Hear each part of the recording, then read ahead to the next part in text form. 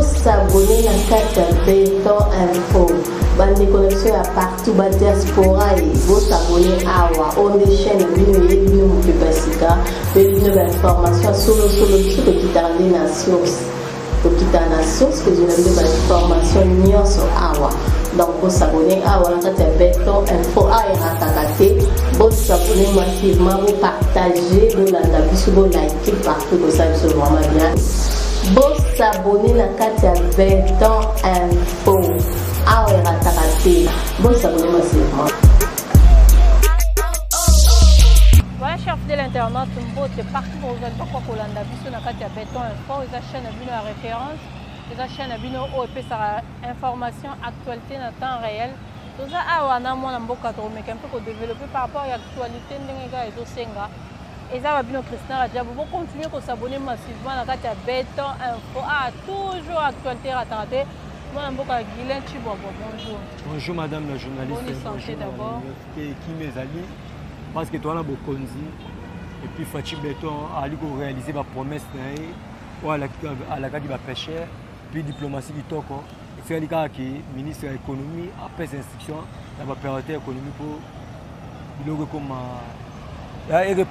produit à première nécessité et représenter l'autre. Voilà moi mboka to comme na point wana eloko liboso to bandana eza oyo ezopesa mwa nungu ezokabola classe politique mboka na mtoto moni loi oyo ya Noël Chani oyo ezaki déposé na mwana mboka député national Ntingi Pululu loi wana tozomona pa parti mususu bazolinga ngo te parti politique mususu batu misusu donc bato ebele basili kotelemela yango mais tomoni depesa azo appuyer loi wana koloba nini. Merci bien madame la journaliste pour la mutuna. Loi ya Noël Chani. Il a proposé loi n'a été mais il a proposé une loi où loi n'a pas comme pas député le combo honorable pour le Ntingi Pululu. Honorable Ntingi Pululu a mutayi de peste. Noël Chani a mutayi de peste. Azala candidat dans mon en 2018. A tout cas la désisté en faveur de Félix Antoine Tshisekedi comme actuel président de l'eau. C'est pour te dire que loi ne le biboui. On a inscrit personne. Balobi boy. Pose à la candidat dans ma en 2023, il faut naître de père congolais et de mère congolaise. Le problème c'est quoi? Par courtoisie, par élégance, beaucoup comme un bourgmestre, beaucoup comme un gouverneur, beaucoup qui peut comme un ministre qui pêche élevage, ministère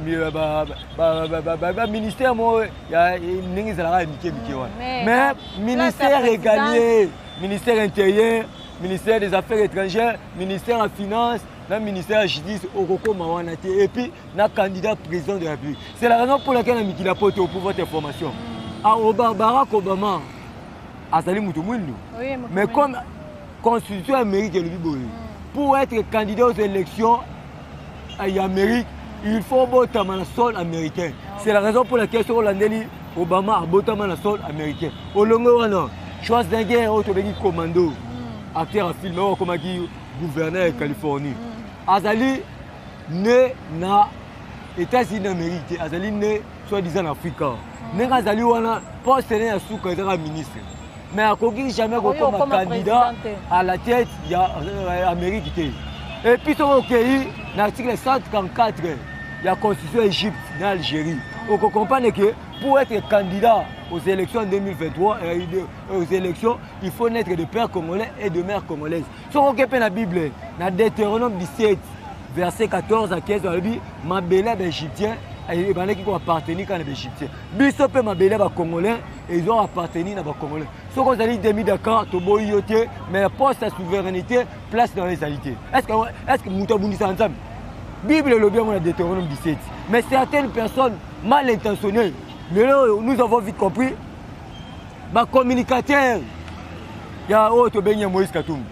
Certains communicateurs, ils reconnaissent que l'idée n'a pas Azali Moutou, Azali né de père juif, de mère zambienne.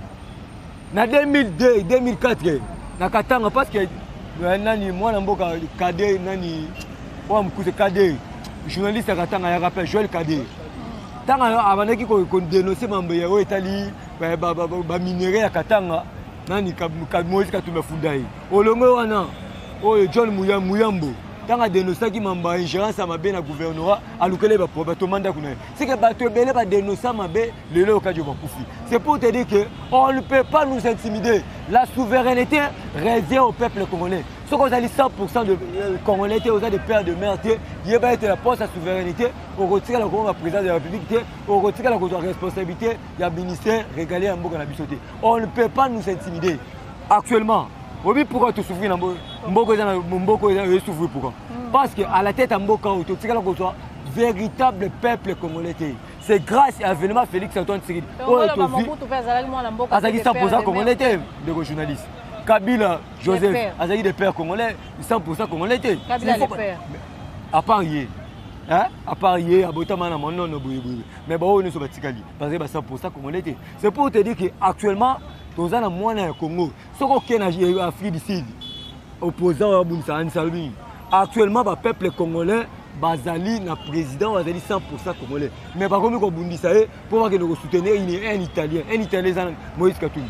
Moïse Katumbi, il est mort en Zambie, il est mort en Italien. Il est opposé à l'Afrique du Sud, à Betty Mbela, les Congolais, ils CDT. Pour garder souveraineté et appartenir quand on a 100% comme Madame la journaliste toujours dans l'eau. Si aujourd'hui, on a demi de cas. Parce que tout le monde a bien la pote avec Guinée, on a la congolaise. Mais la botte, moi, on a anglais. Si moi, on a postulé, c'est bien, madame. Tu as des pères congolais, des mères congolais. Mais moi, on a yo, à Koko comme bourgmestre, à Koko comme ministre, mais candidat président de la République à retirer la comité. On a expliqué, on a inscrit personne. Il faut qu'on se le dise. Moïse Katumbi tu inscrit mais tu permettre à la Congolais mais va poste la souveraineté à cause de la moitié. Non seulement ils sont nombreux. Analyse normalement le vu que loi wana bimi pour casser Moïse Katumbi pour moni moi mboka Vital Kamerhe aza souté na course à 2023 élection aza souté aza déjà écarté et loi wana bimi pour na écarter Moïse Katumbi pour aza pe na popularité na ye aza pe na batune yo balingaka ye. Merci madame la journaliste. Ozo confondre popularité à Mazembe na popularité il y a peuple congolais tout entier. Il y a une différence.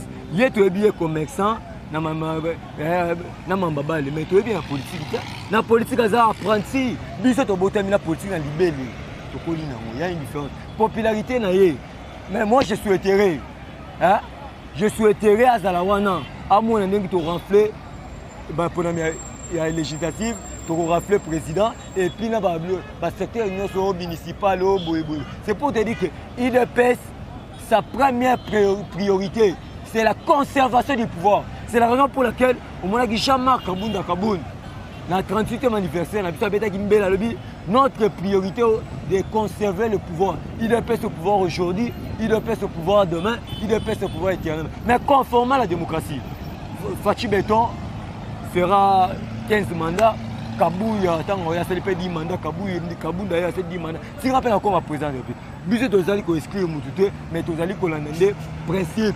Au monde de journalistes, nous sommes dans une république, il faut que nous ayons une loi pour permettre de faire ce qui est l'eau.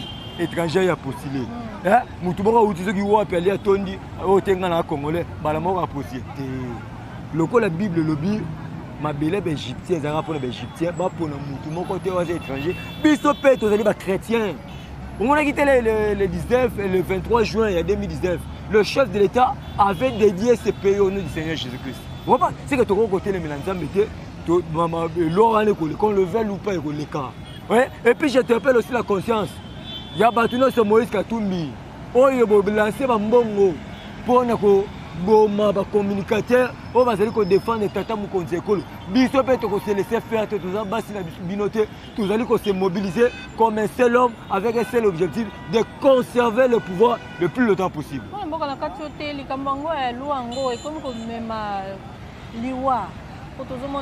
Papa na biso tadi mbabanda ko lobela azo dénoncer azo binsana ba preuve ba nationalité ya maman ya Moïse Katumbi ya papa na ye dernière mission na ye ezalaki vraiment dénoncer ki abimisi na ba preuve ya papa na ye ya maman na ye ki aza congolais te boy na boy mais tomoni ba kotelaki ba agresser ba beti tout ti papa na biso asili kokufa likambo ngo ekomi kopesa na kobanga ko loba vérité. Merci bien madame la journaliste. Biso to kobanga te. S'il s'agit même de sacrifier ma vie pour la Fachi Beto, je le ferai. Parce que le chef de l'État était clair à lui. S'il s'agit même de sacrifier ma vie pour que la paix revienne à 100% à l'est du pays, au salaire. Biso tozali wana, tozali ko senga ndeka ka soutien à 100% na chef de l'État. Na la première conseillère chef de l'État, c'est Maman Denise.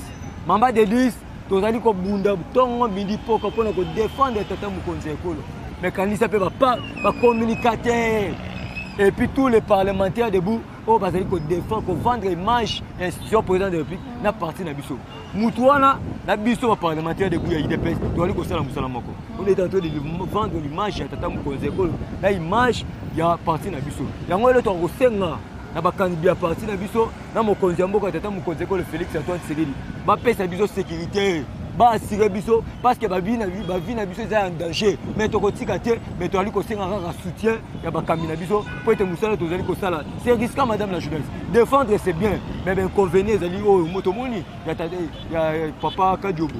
Personne on souhaite guider comme bongo, mais il faut jusqu'à sécurité que la sécurité est demeurée dans la communicateur union sur IDPS pour défendre Tata Mukonzi ekolo Félix Antoine Tshisekedi Tshilombo. Voilà, chers internautes, tout côté na likambo ya Matata Mponyo. Tout le monde qui bakangaki il fallait qu'il se présenter liboso ya Bazuzi.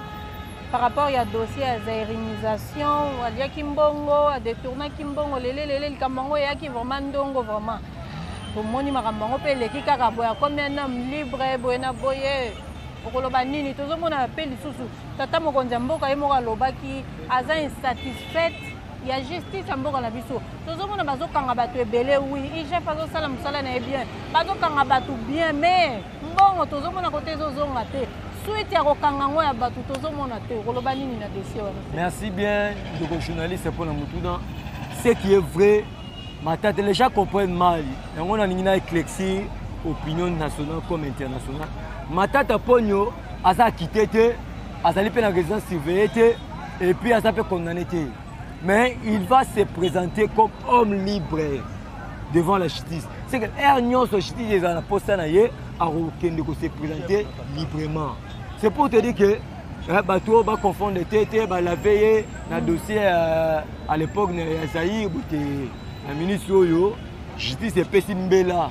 Dans Zela, il y a procuré après la Cour constitutionnelle, la Cour Jean-Paul Moukolo Kokesha, pour être un homme libre. Madame la journaliste, Biso IDPS, vous allez regretter ma casse dans l'enterre de la justice. Parce que la Bible le dit, la justice élève une nation. Mais on n'arrive pas à comprendre pourquoi justice est allée pour ça la moussala dans l'enterre. Procureur, il faut y a aussi une part de responsabilité. Procureur, il y a cour à cassation, après ça il y a une autorisation. Le président de l'Assemblée provinciale, il y a comme un godé pour pasteur là tu as couleur rébellé voilà. Pour être appelé ça Nzela, pour être Ngobilambaka. Pour être numéro 1 ville pour aller Kinshasa, à qui nous sommes à la cour à cassation. Mais si les loyaux, c'est là que l'on a une immunité. Mais le cas de godé pour lui, il y a un problème individuel. Dans les députés provinciaux, Mike Mukebaï, l'on a une immunité parlementaire, mbang. Le cas de Ngobila. Justice, c'est combien de justice? Quand ça m'a dit que Ngobila, na godé pour lui, c'est le Komoko. Le cas de godé pour lui, Mike Mukebaï, c'est la chasse à la sorcière. Ce qui est vrai, Mike Mukebaï a dit que pour la Félix Antoine Tshisekedi. Mais la politique elle est dynamique. Actuellement, il défend Félix Antoine Tshisekedi comme il se doit. Mais toi, lui, godé pour lui, la levée, il y a immunité parlementaire. Il y a Ngobila Mbaka, Mouto Bachele Bisso à la tête à fil pour de Kinshasa pour éterner l'image, le peuple d'abord, au Colombo Moukoloni. Ngobila, il y a chassé la 6e rieur d'over cosmétique. À l'époque, au thé, au moni, et à Tchabo, sur la ville de Province de Kinshasa. Mais le poteau diriger, c'est prévoir. Tant qu'on a une société, au prévoir. Parce que la carte de la société, le peuple d'abord, vivre à travers Moussala.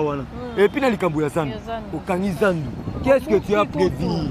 C'est pour te dire que Mouto va tirer la tête de la ville pour de Kinshasa, Azawana pour éterniser l'image du peuple d'abord. Et puis, la remettre en Mbela, na ministre ya transport Chéribé Okende ozalaka ancien phaseur à cour constitutionnelle mbongo ya passe madame la journaliste balongolaka ye na cour constitutionnelle akomokola na éponge na Daniel Safu na Daniel Mbaba zeke belé wana mais lokola tata mokonzi ko le Félix azama mawa azali na compassion apesa ordre na ancien président à cour constitutionnelle à l'époque Benoît Lamba pour être moi ba irrégularité zalaki bazongisa bato bato te bazongisa mais lelo yo Chéribé Okende alongoli mutu na chef FM Pasteur Saïba a remplacé la mouture de la famille politique. Or, quand on a dit DG, il faut que DG a l'intérim en attendant l'ordonnance présidentielle. C'est pour te dire que puis, dans le secteur, il y a Chéribé Okende dans le ministère du Transport, en tant que ministre du Transport. Hausse de prix, tracasserie, n'a pas de mythes et réseaux sur la terre. On a remercié le ministre de l'Intérieur pour nous donner à l'ongoli Baoudjana. Les policiers vont aller à Baoudjana. Tracasserie ça makasi mais tu répètes un peu mbela na Chéribé Okende na cette phase à cour constitutionnelle ata la biloko misato tracasserie hausse de prix na auto bengi de mitéré si là pour tout le monde qui a travaillé na vision il y a le peuple d'abord.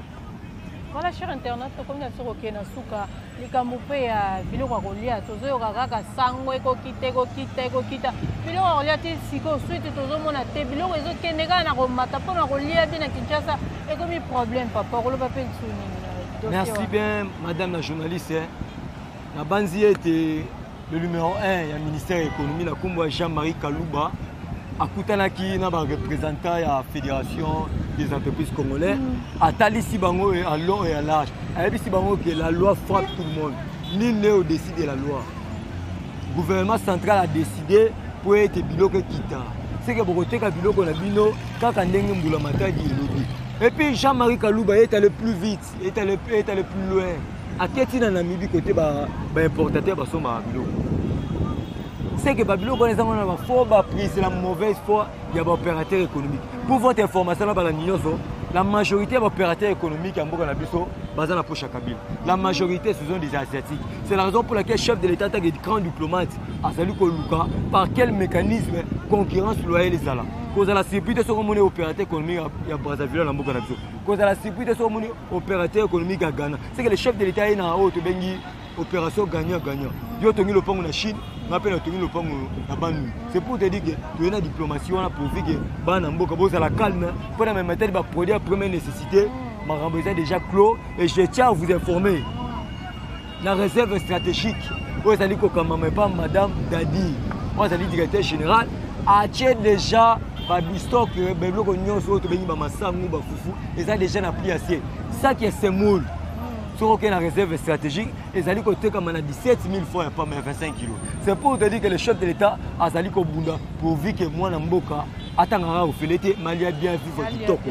C'est pour te dire que nous, IDPS, nous avons lutté non seulement pour l'intérêt IDPS, non seulement pour l'intérêt PPRD, non seulement pour l'intérêt de la Mouka. Nous avons lutté pour le peuple d'abord. Parce que quand on doit dire le peuple d'abord, c'est placer l'homme au centre de tout.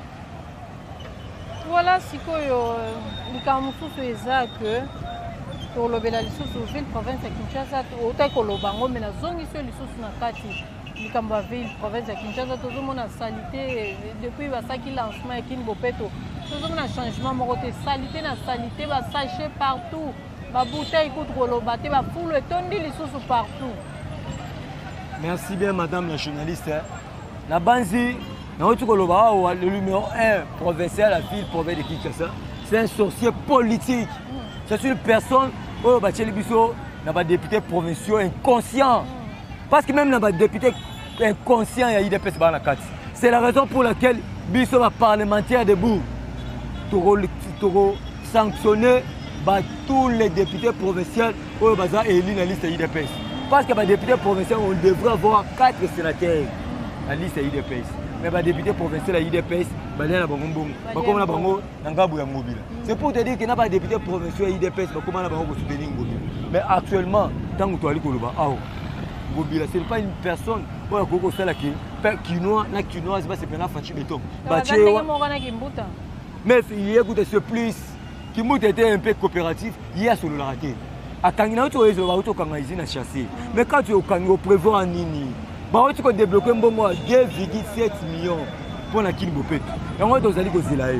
Mbongo wana kosala nango nini. Kozala surprise to moni l'un des 4 matins bobi en prison. Parce que pour la cassation des pesaki mzela apasengaki nzela na assemblée provinciale mpo balongoli mingi mokolo kaka gode po ya komeka balongoli kaka ngobila immunité yeba ete arejoindre ndeko Vital Kamerhe na pavillon. C'est pour te dire que biso peuple congolais tozali kose parlementaire debout tozali kose préparer à conséquence parce que parlementaire debout azali marche pas monter parlementaire debout c'est une première force à l'IDPS. On se prépare à conséquence pour ça la plateforme na biso pour tous les sénateurs na biso pour tous les députés provinciaux na biso tous les mandataires et puis j'interpelle aussi la conscience ya ba kamina biso parti et puis tu aller conseiller un chef de l'État banda aux pouvoir parce que ce qui en 2018 retira de Okakawana à Genève les abus sont parlementaires debout mais jusqu'à la preuve du contraire aucun parlementaire debout comme ministre aucun parlementaire debout comme conseiller chef de l'État aucun parlementaire debout comme mandataire aucun parlementaire debout comme bourgmestre.